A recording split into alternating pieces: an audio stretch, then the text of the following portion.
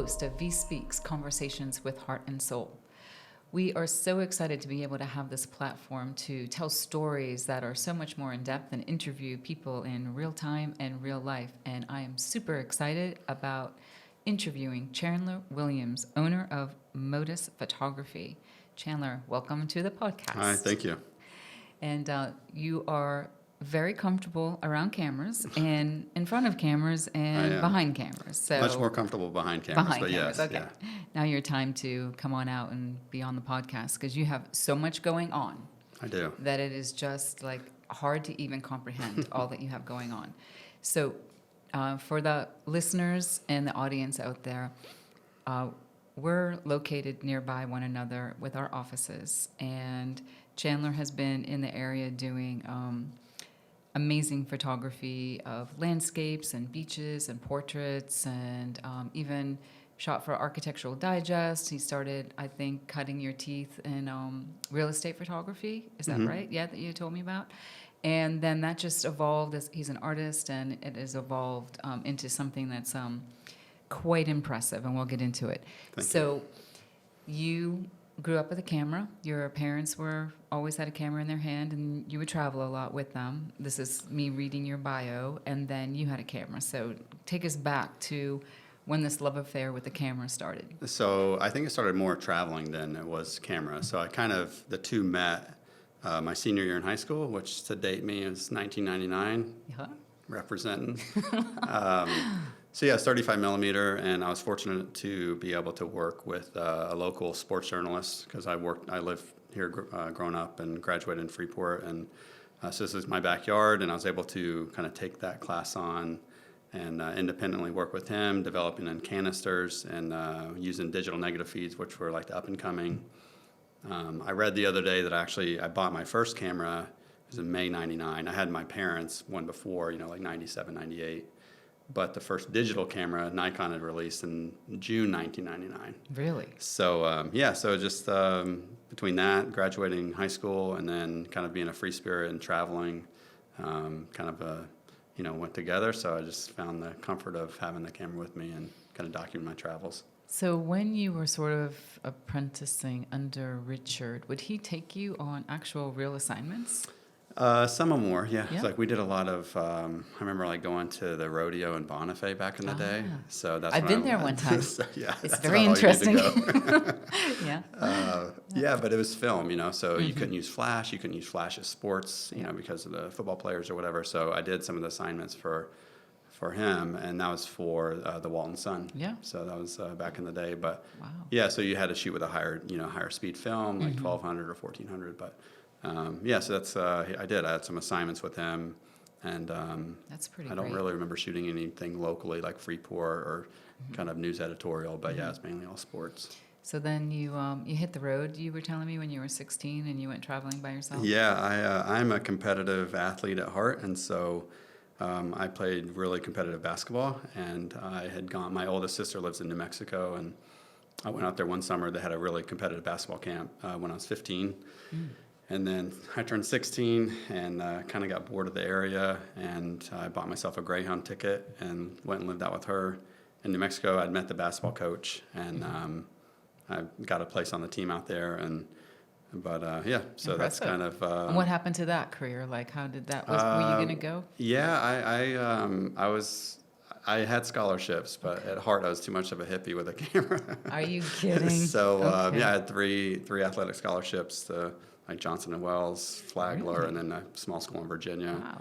And I was able to. There's a lot of politics in sports, and so that didn't really sit too right with me. And I love to travel more than I like. So So with your twins who are 6'2", did they like playing basketball?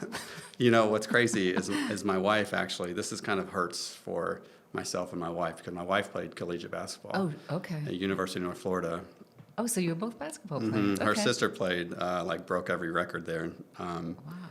But my twin boys, who are 6'3", don't play basketball. Okay, well. They do play track, and they're very athletic. They're doing pole vaulting. Actually, their state track meet's coming up. But our youngest, he plays soccer and basketball. Okay. So well, they're still doing their sport thing. Do they wield a camera? My youngest does. Yeah, he always wants. He has one of my old Nikons. Yeah, he's always. Well, messing someone's around going to with. follow in your Yeah, footsteps, right? right? I mean, that's Hopefully. that's the theme of the day, actually, with some of the podcasts that we had earlier with Erica and her daughter Mackenzie from Gotcha. Seaside. Yeah. You know. Yeah. So you travel around, you kind of like making your way, and you just have obviously a passion with the camera, right? And then, when did you open Modus? So back in the day, like 2006, I mean, I was shooting like family photos and friends and stuff back in film, like 99, 2000, because I was kind of the only person that had a camera. And I used to work at Eckerd's drugstore, where now the Chick-fil-A is. Cannot see that. That was back in Cannot the day. see that at all. Yeah. Okay. So I got kind of hooked there, but in 2006, it was kind of crazy town. I mean, everything, my wife and I bought a new home in Hammock Bay, and found out we're having twins. Economically, it was like crazy town. Yeah. I started a property management company with my older brother. So it's financial, like, it was basically, the reason I started Modus Photography was because I needed to bring more revenue in. And so that's initially why, because I knew I could make money at it, but with like beach portraits, was that the beach thought portraits, at the time? Yeah. And because I was working at full time, probably 50 plus 60 hours a week. So yeah, that's kind of how it started. I'd known Jeff at Bruno's. I used to deliver pizzas with him in high school, so he let me come back, and I would slap flyers on pizza boxes promoting beach portraits just to have additional revenue. It's a good idea. And so that kind of grew. That kind of grew into getting where we were stable again financially, even though like economic downturn was happening. And then I realized that like growing that was kind of my creative outlet. Like property management was my full-time occupation, and I was getting paid well for it. But the photography started to grow, and then I started shooting in water again stuff, and then I developed a relationship with YOLO Board. And, way back then you did. So right when we went to Costa Rica and like all kind of stuff. So I was comfortable in the water with water housings. I've surfed and had my first water housing. I think I actually showed Jordan yesterday. It's like this little yellow camera from 1998.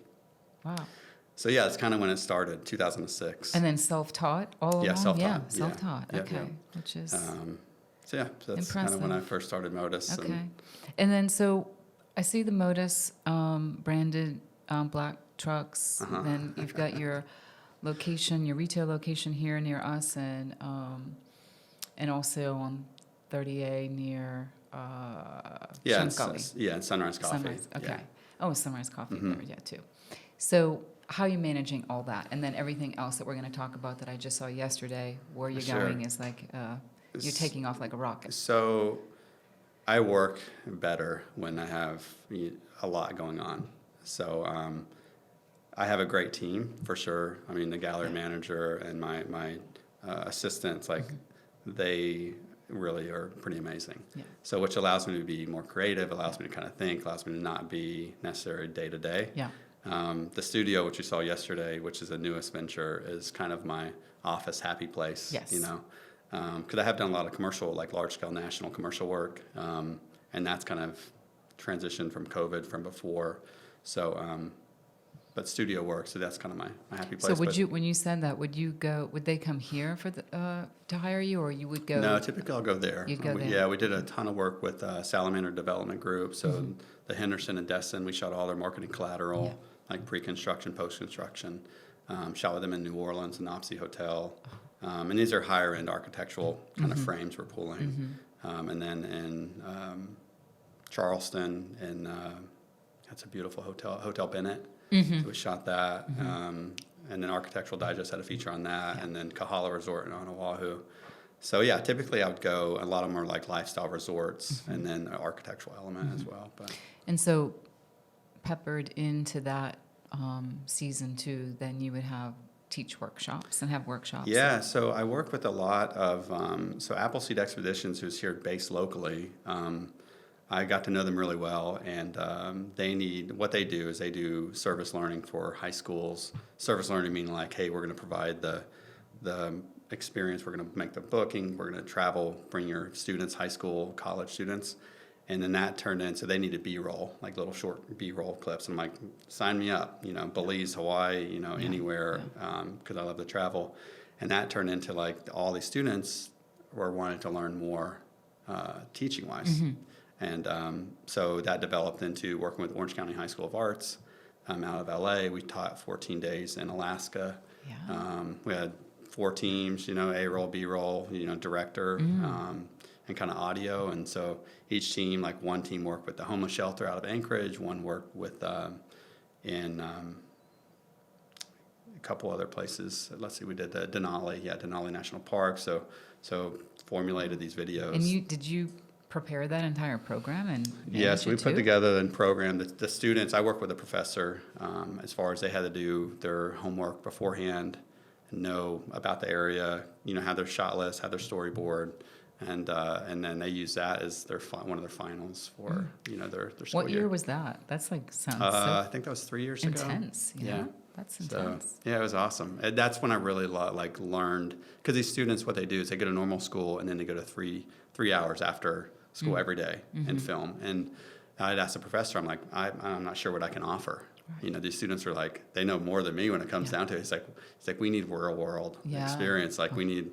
I'm like, all right, let's do it. So, but when I was teaching them, it was pretty neat because I could have conversation with them, and I realized like I love teaching. So, so it was a great experience. So. And you're gonna plan one in Hawaii?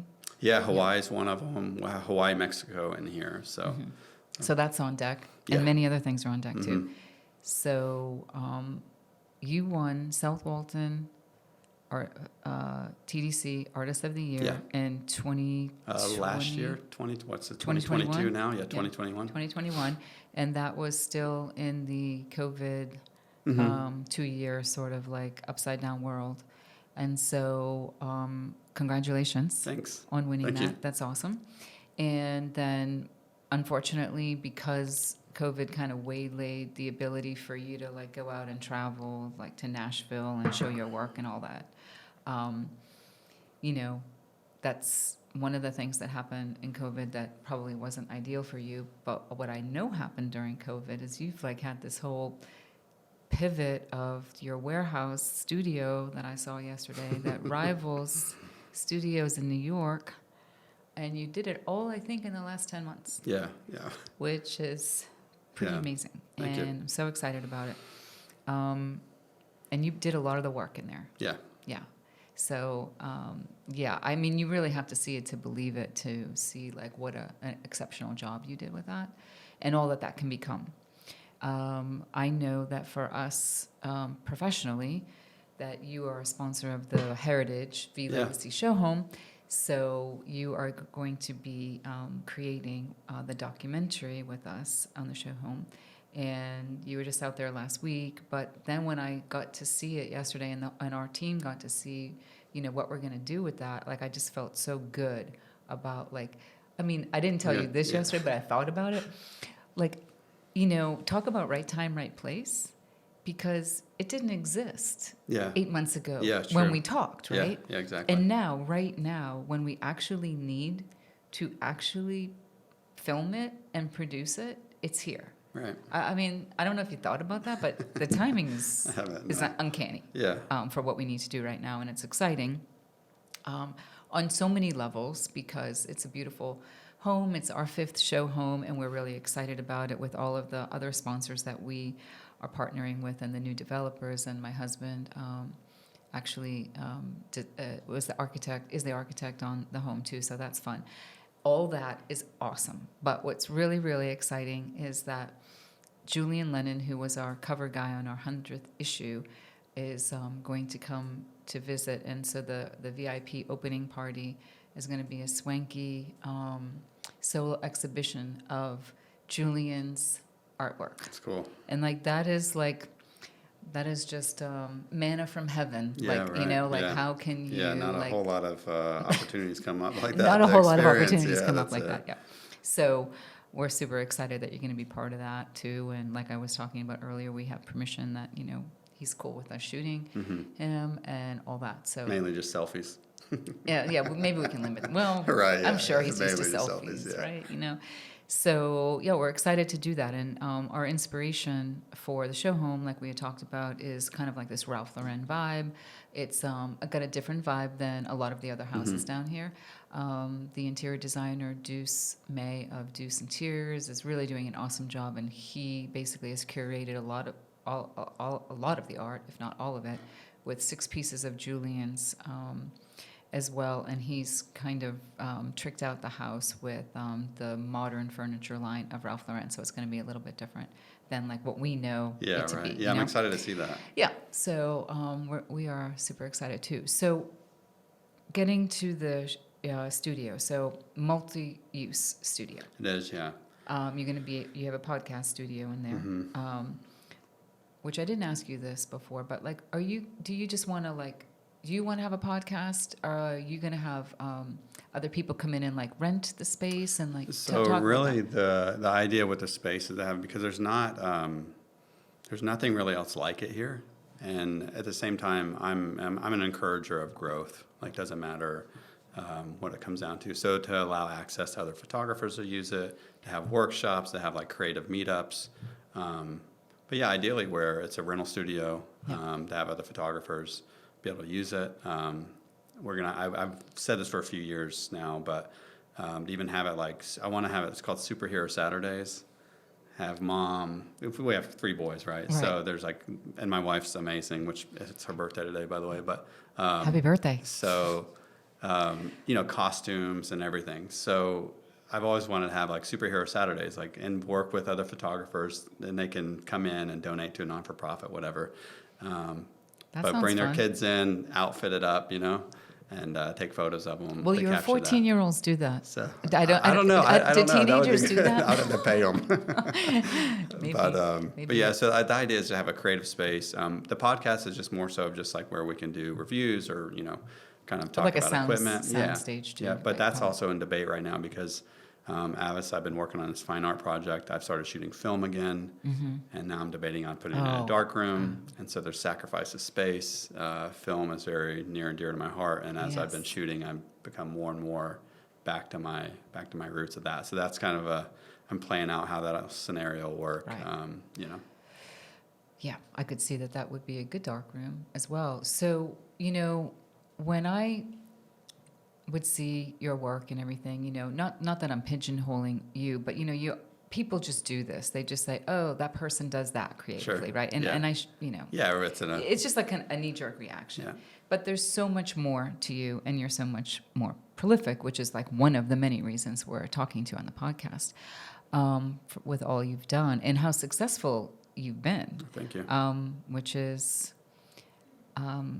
Like a real testament to you. I'm so glad that I went there yesterday too, because it was a big eye-opener, because what I want to talk about is your new vision to do the environmental art series, and you segue from like what I had known you to be before, which is still going to happen, still like a photographer, but now you're going into fine art photography, and you have things to say. Sure. You have messages that are near and dear to your heart.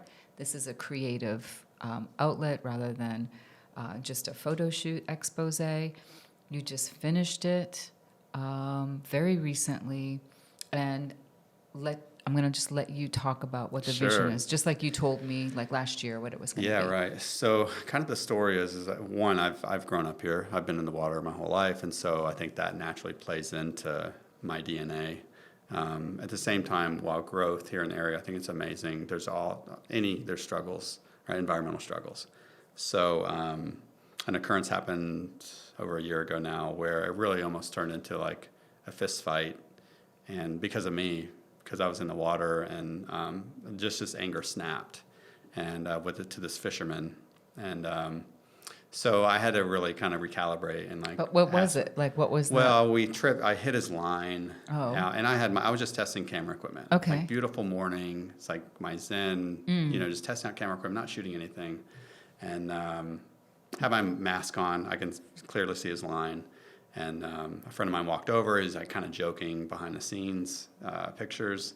And the guy just lost it, like started yelling at him like relentlessly. And he was apologetic, my friend was, and the fisherman would not let up. And so... so he wanted you out of his waters. Yeah, correct. And so, I mean, I like gave an earful to the fishermen, which normally I could digest it. Like normally I'm not one to yell or speak, you know, but something snapped. And so from that, I realized like I have there's deep down, I don't want to say like a pinned up anger maybe. So I had to kind of digest that and see like, okay, as an artist, I have the ability to speak. And so I wanted to do the shoot, and so I wrote down like how it plays out and what I was envisioning, and put a mood board to it and storyboard. And yeah, we just shot it. So we just shot it about 2 weeks ago, and it's pretty amazing because it's one of the first pieces that I've had a vision and it's executed. And you like how it's... Love it. And I actually do it. love how it's executed too. So, because it's not like your simple, it's not like, you know, trash everywhere and like there's so many cliche, I think, environmental shots. And this one to me it's the hidden part. It's beautiful, but what she's wearing you wouldn't even know it's from this, you know, high-end couture kind of line. And so yeah, I mean, it's unbelievably executed. But the message, though, if I remember when you told this to me about 8 months ago, is that it's all about like the ravaging of the seas. And yeah, so the basically the environment, and I have my notes, like the environment does here, especially in a lot of places, there's no voice. Like we take and take and take, and we never really give. How can we give? And we can give to non-for-profits, but really we take. And so this is about the environment not having a voice. And it's right here in our own backyards. This happened, you know, from microplastics, all kind of stuff. So where did you shoot that footage that I just saw? right here in the bay. Okay, in Yeah, the bay. so right here. Oh. Yeah. So yeah, so there's you know, there's a lot of negatives, but there's also ways, you know, as an artist, that's one of the great things, and especially fine art photography, where I come from a fundamental background of film. And so for me, even down to printing, like you get into print sizes that matter based upon the negative size. So fine art photography, to me, this is kind of the initial launch of the fine art series coming up. So you're going to launch your first show soon. Yep. Do you know when? No, I'll have the dates. Actually, by the end of this week, we'll have the dates. I think it's going to be probably around the 20th of June. So you have Father's Day, I think it's the 19th. Okay. I'm thinking about the like the middle, like maybe 23rd, 24th of June. Okay. So you'll have, this is on the second floor of your gallery. Yeah, the gallery in Grayton Beach. In Grayton Beach. And it looks like a really good space. I walked up there one day when Andrew was there a couple weeks ago. I said, let me go see the space. Nothing's really on the wall right now. Anyway, Yeah. It looked really good. Yeah. Like it feels Thanks. different. Yeah, it's totally different. Yeah. It's totally different Yep. than, yeah, it's interesting. Interesting space. That's going to be a good space with all the wood. Did you put that on there too? Yeah, I you outfitted did. it. Yep. You Yeah. outfitted all that yeah. too.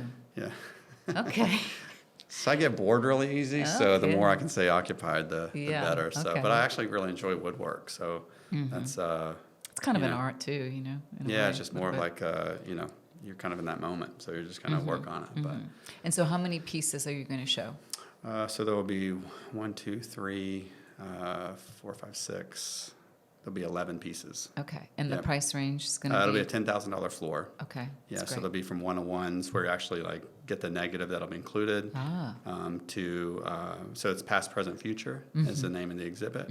Past meaning the film, present meaning digital, and future meaning NFTs, which is a whole nother topic of conversation. But it's a tie-in to where we're going to start advertising and actually helping promote like environmental advocacy through that. Can you please, for myself, if for nobody else out there, give me a little bit more education? I have such a rudimentary understanding of NFTs, but let me tell you why I talked to Okay. Julian's agent about. So she said, well, do you want anything else to happen there? And so he might play his song Imagine, because he said that somehow he's going to have an NFT with that, and they would Sure. do that at the party. So I know this sounds ridiculous, but tell me what that means. I don't really know what that means other than, I mean, it's digital, so the lyrics can be, I don't know, bought, used. For me, the understanding of NFT is basically, like if you believe in crypto, so meaning the best case like right now, like you have the Ukraine and the war, right? Yes. So if you take monetization like funding, how people are getting money. Mm-hmm. If you said, okay, well, Ukraine, it was all based, their whole currency is crypto. You wouldn't have issues with them getting money, right? Because they can go to anywhere in the world, and it's the same currency. Yeah. So instead, you have centralized banks like this Pony Express dollar, like, hey, let me write you a check. I need to go to the ATM. It's very primitive. So where if it was crypto-based, they could simply have their savings or whatever it is, and they could be in Italy or U.S. or wherever they needed to be and still have access to that. Opposed to these brick-and-mortar banks that are heavily monitored and heavily politicized, and you have all the bureaucratic red tape. So simply said, my perspective of what NFTs are and my approach is if you're going to get into crypto, then why not buy an NFT? You help the artist out, and then that resell, the artist can make money. So the value of the NFT is going to go up based upon the currency. So if you're going to get into the currency, you might as well support an artist. For me, it's more blending the physical world and the physical wallet and the virtual wallet. So, like, in this case, would like 10 different people purchase the same piece of work? So you can fractionalize it. Okay. Yeah, so you can fractionalize it. So something I'm planning on doing is having, so say Western Lake, right? Popular photo, I have crazy amounts of them. My concept is to have it where I'm going to create or collections is what they're called.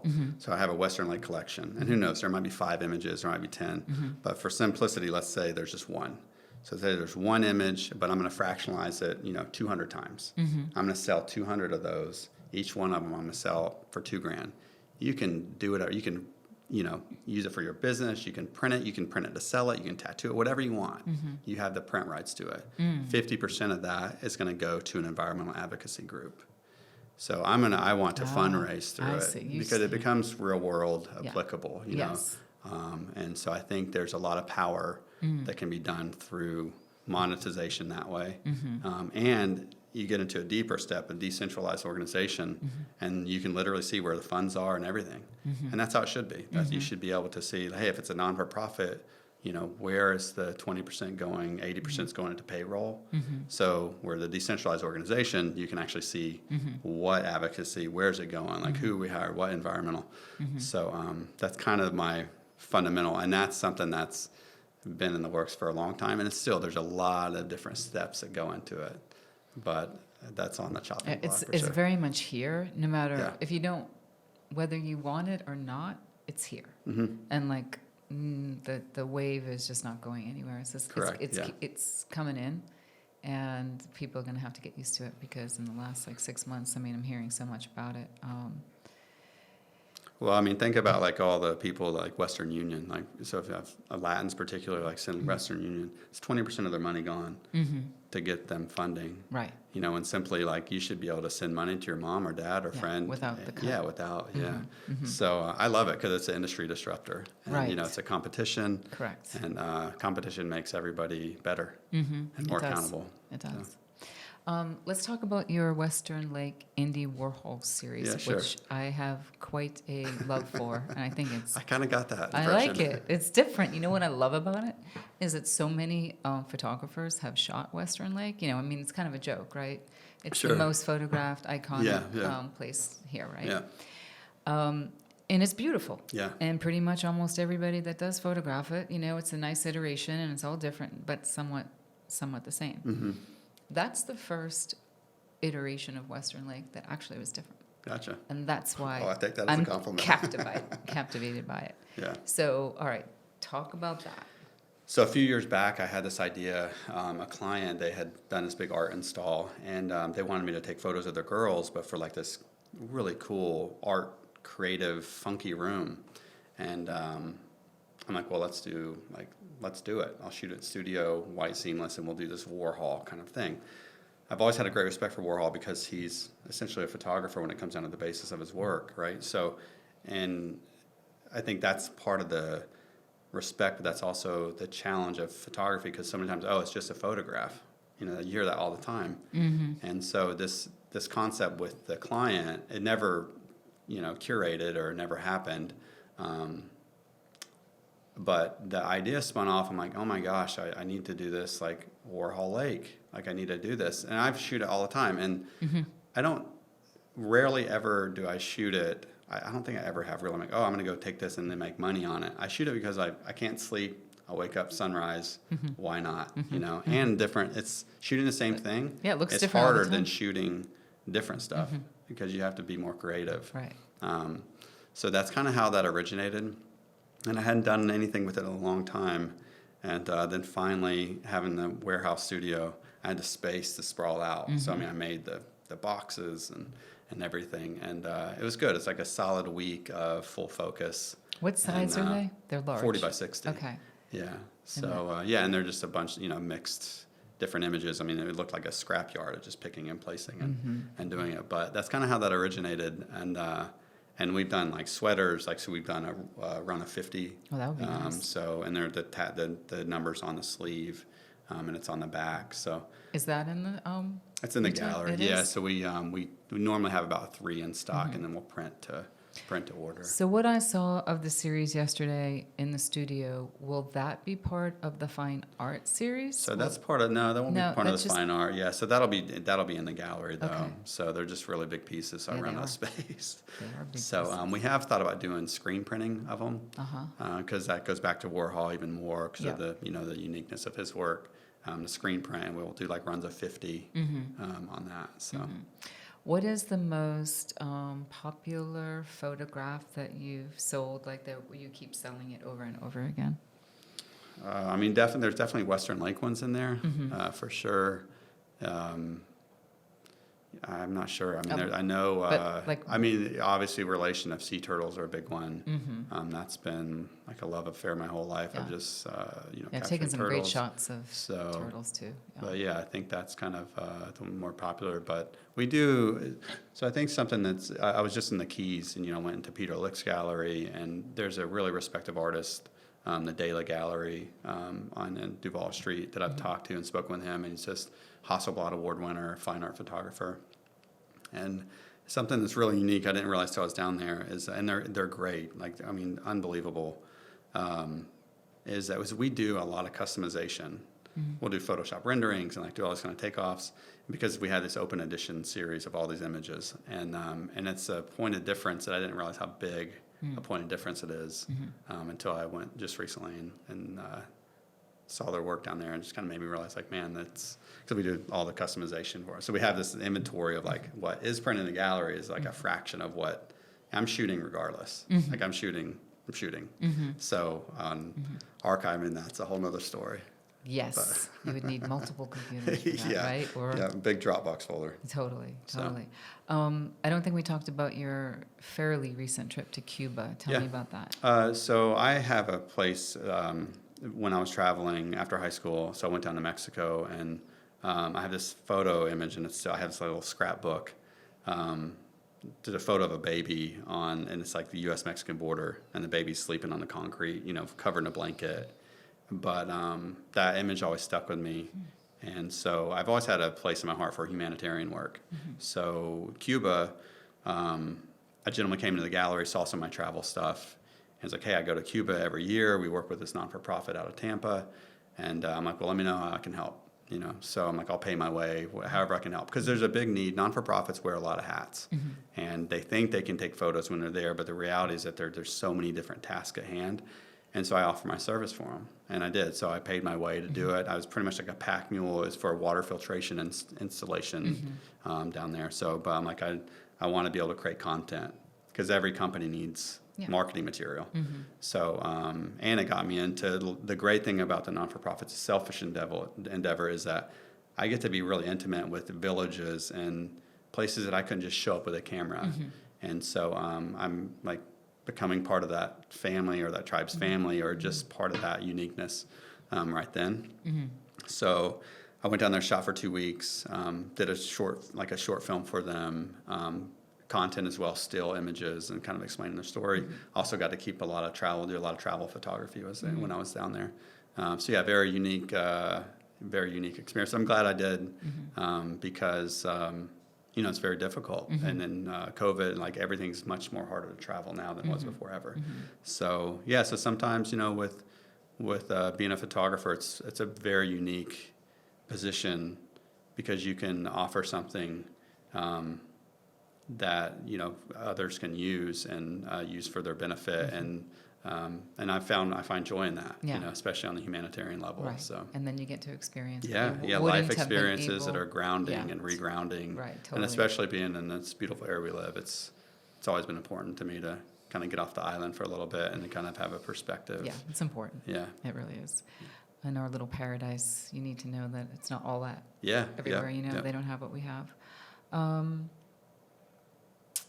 What else? Okay, so this is what I ask everybody toward the end of the interview, and that is the podcast was intended to be a platform, obviously, to tell people's stories and get up close and personal, but also to, be encouraging and inspirational and all that. So what are some of you as an entrepreneur, photographer, creative business owner, some words of wisdom about like how to encourage somebody to like do what they want to do? That's a good question. I've been really fortunate. For me, I feel like a lot of timing, timing kind of is a very important part of anybody's life, but kind of the sequence of how, but the reality, there's a lot of realities that I think, if I have any intern that works with me, I ask them what they want to do. Like, hey, what do you want to do, like with photography or cinematography, or and some are like, hey, I want to be like a surf photographer and go live on the North Shore, and it's great. That road probably is going to end up with a lot of financial means at the end of the day. But I would say, you got to want it. You got to shoot, and you got to shoot daily and shoot. You got to want it, and you got to be able to realize that it's not all. Especially operating a business, and the creative nuggets that come across are what keep you going, and then so it's a lot of hustle, and but that's also the beauty. And so if you're passionate about something, do it. I left my full-time job in property management in 2014. 3 boys, It's not that long family. ago, really, for what you did, what you've accomplished. And so, my wife was really supportive, but it was a leap. It was a leap from like steady income to like, oh my gosh, I love this. I am making some money. How would I make it into real money? And, but for me, my mind doesn't stop. And I think I'm constantly creating new mental images and also like, how can I grow the business? The psyche of sales, also a whole nother thing. But for like encouragement, I would say find what you're passionate about and do it. And that sounds cliche. I know, but it's true. But, as much as I've traveled, you realize what percentage of people don't follow their passion. And it's sad in a lot of ways. And I'm very fortunate that I've been able to make a living. I never thought I'd be able to make a living as a photographer. Right. But just, but you got to put in the time. Yeah, you do. And so, well, it's great that you mentor people too. I think that that's really important. And if you're a creative person, I don't really know too many creatives that are very good at what they do that don't want to mentor people, because that's just an extension of like the love of whatever you learned, and then you want to like kind of pass it down to. And just bring up new talent, because sometimes people don't help people. And when I was coming up in the rank, I didn't have too many people like take me by the hand and pull me up. Like I really had to figure it out. And I wonder sometimes like why that happened. But then I also thought, well, I'm not going to be that person that's not going to look back and help somebody else, Yeah, that's, we live in a small town here, but I think the ability to help and encourage, and like for me, I'm an open book. If somebody wants to know my settings on a camera or whatever, sure, it's great. And that's the beauty of art, is that it's a different perspective. But it's important. I think that's, the thing we need most and more is more human connection and real life connection. And that can be hard in the world we live in. Okay, so this is going to be a super deviation from it, but I didn't bring it up yet. Okay, talk to me about that you are on the film crew of the, what's the name of it? Paper Bear. Paper Bear. Talk about that, please. I find it fascinating. So one, working with Sean Couch and Eric's, working with Sean, I've done a couple projects with him now, and he's got to be the nicest person on the planet. I mean, he's always fun. He's always upbeat, tons of energy, but really, really, he's a great to work with because he has like an environmental underlying in their foundation, and at the same time, he allows you to be creatively shoot. You know, he trusts you, and so the Paper Bear film, we've been working on it for a little bit over a year now, and there's previews and stuff like that we were launched at the Biophilia Center a few months back. So we're shooting the rest of it this fall. From models, talents, the whole works. What's crazy about it is that I'm native here and spent the majority of my life in the water. But as this film goes through like the steep heads and northern part of the county, and one of my big roles is to do the underwater portion of it. But at the same time, I've been working with Eric's and camping out and like keys to the kingdom kind of on the Cusi property. He's the bear. yeah, he is the bear guy. He kind of smells like a bear now. I think this. But yeah, he's. I'm jealous because the dude has spent so much time in the forest. Like just really, some of the footage is just crazy. So it's been really neat on learning more, like how biodiverse this area is. The longleaf pine, I never knew. Like, they do the controlled burns, but why do they do it? How it evolved? You get into the paper industry, and that's kind of the symbology of like the paper bear. The history of not just St. Joe, but just the history of the paper industry. In the turn of the century, and that's not what the film's about, but as far as the history, but it's more, this environment, how the black bear is like the universal kind of connector to the rest of the life here. So it's been really neat. Well, that's a lot. That's a lot of layers of what you've been doing. Yeah. When you think about it, it's a lot. Well, the way that Sean and I'm not a storyteller, and this is where Sean and Eric's are just amazing. Like they like the script and the pages and pages of documents, writing, and well, it has anime in it too, right? Correct. Yeah, I think it's a film that hasn't really like this style I've never seen before. Yeah, and it's really captivating, and I think it's done really well as far as when we be executed. I can't wait to see it. So, I really can't wait to see it. Well, congratulations on that too. Just Thanks. to be on that project is like very cool. Yeah. Well, Chandler, thank you so much. Yeah, you're welcome. Very Thank interesting guy. Super good interview. Thank you so much. Yeah. And let's tell the listeners your web address, how they get in touch with you, your Sure. Instagram, and all that. Sure. So we have been doing better on our social game, which is great. Cool. I know you're good at that. So you're a good marketing person. At Modus Photo, MODUSPHOTO is the best on social. ModusPhotography.com is our web address, and we'll have we're kind of building that up as well as far as the fine art portion. What does it mean? We're actually running a fun campaign right now. It's called Size Does Matter. Okay. So you'll see those coming out, but it has to do with like high res and how it relates to printing and all the fun techie nerdy specs on that. That will get a lot of attention. I think so. Yeah. You got to have humor with it, right? You do. But yeah, just modusphotography.com and then at Modus Photo is for our Instagram handle. So. Well, thank you for being a guest. Appreciate it. Yeah, I'm glad to be working with you guys. Oh, yeah, we are too. Well, thanks everyone for listening. I think this has been a super enlightening and interesting interview. Thank you, Chandler. And we look forward to bringing you more great stories on VIE Speaks, Conversations with Heart and Soul. And thanks again for listening.